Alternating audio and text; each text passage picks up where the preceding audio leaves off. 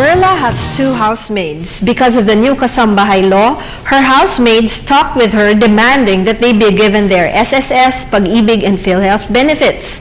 They also demanded that they be enrolled in school.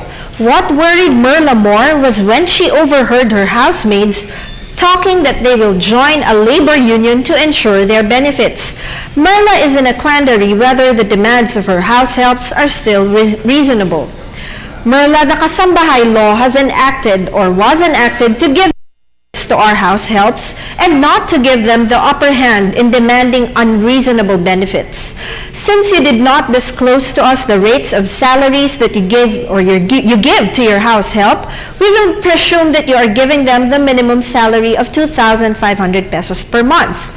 With the new Kasambahay law, it requires that for those house help receiving the basic salaries, employers should shoulder the premium contributions for SSS, Pag-ibig, and PhilHealth regarding the house help's demand that they be sent to school.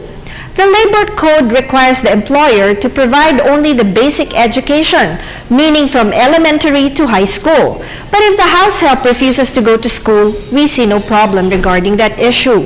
However, the house help must not demand that she be sent to a private school of her choice.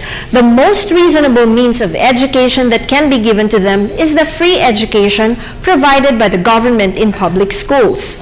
Be reminded, however, that their going to school must not interfere with their work. Finally, with regard to your concern about the house helps joining, the new Kasambahay law allows them to join an organization of their choice. Thank you for your continued trust in us. We shall discuss further queries regarding the Kasambahay law in our next episodes. Do email us your questions at ptv4newscenter@gmail.com. This is Attorney JJ Jimeno Atienza for the Rule of Law.